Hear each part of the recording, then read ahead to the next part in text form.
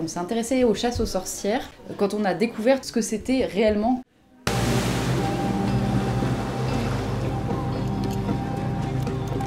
Les chasses aux sorcières, c'est un concept un peu flou dans notre esprit qu'on n'avait pas vraiment étudié à l'école ni nulle part. Il nous a semblé qu'il y avait quelque chose d'étrange en fait dans ce contraste entre une Europe renaissante et la réalité très sombre des chasses aux sorcières et de cet acharnement sur les femmes. Ce livre écrit par Pierre Delancre qui s'appelle L'inconscience des mauvais anges et démons, où il raconte tous ces interrogatoires, tous ces procès, et donc ça nous permettait d'avoir une matière pour commencer qui était assez extraordinaire.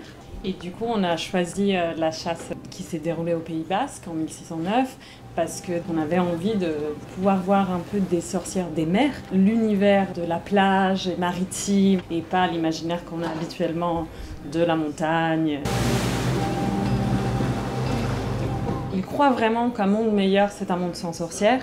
Il est vraiment déterminé dans sa mission de purification du monde. Et évidemment, l'imprimerie lui permet de diffuser ses idées. Ce qui a été le cas. Ce qui a été le cas. Le livre de Delancre s'est très très bien vendu en fait et a évidemment inspiré de nombreux autres démonologues. Dans plein de pays d'Europe, on racontait les mêmes histoires. C'est que les démonologues avaient lu les livres des démonologues précédents. Et donc, on voyait des fêtes populaires en l'occurrence comme des sabbats sataniques, parce que c'était des endroits de vraies fêtes, de vie quotidienne rurale, où il y avait une sexualité assez libre, où il y avait des drogues en fait qui étaient prises, où il y avait des adorations et des rituels de dieux et de déesses païennes et païens. Pour toutes ces raisons-là, on retrouve la même description du sabbat aussi dans toute l'Europe.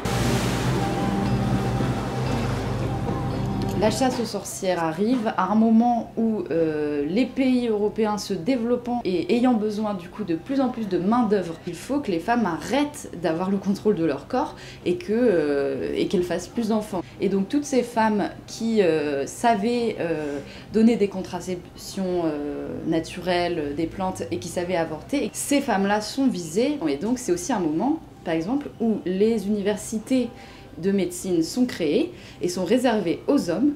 Et donc les femmes qui pratiquent la médecine, forcément, n'ont plus le droit de la pratiquer. Donc c'est des savoirs ancestraux qui se perdent parce qu'ils sont interdits.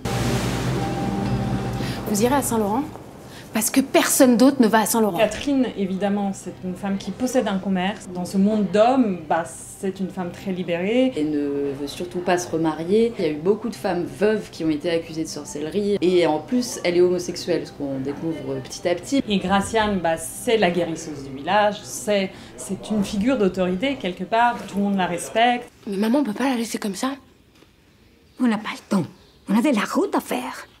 T'as toujours dit que si une femme avait besoin de notre aide, on était là pour l'aider. Même si elle est un peu crainte, elle a les connaissances de l'avortement, de l'accouchement. C'est elle qu'on va voir quand on est malade. Elle a une vraie place importante dans cette communauté qui est, selon l'inquisiteur, doit être celle des hommes. Je suis pas une Chorline, maman. Jeannette, c'est pas la vie que j'ai choisie. En travaillant beaucoup avec sa mère, elle est là aussi cette connexion sincère et intime avec la nature.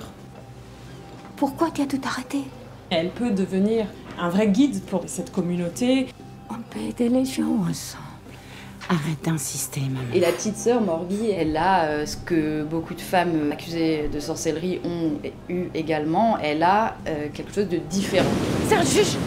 Rien à voir avec les gars d'ici. C'est un peu la simplette du village, en tout cas les gens se moquent un peu d'elle. Et elle a aussi une grande liberté dans sa sexualité. Toutes ces particularités de chaque personnage en font des potentielles victimes de cette pensée-là, en fait. On voulait aussi qu'elles ne soient pas que des victimes. Elles finissent toutes à un point différent de l'endroit d'où elles sont parties. Dans cette ambiance morbide, une espèce de désir de vie qui naît en elles et d'être ce qu'elles sont et d'assumer. Elles se dévoilent à elles-mêmes, elles deviennent fortes.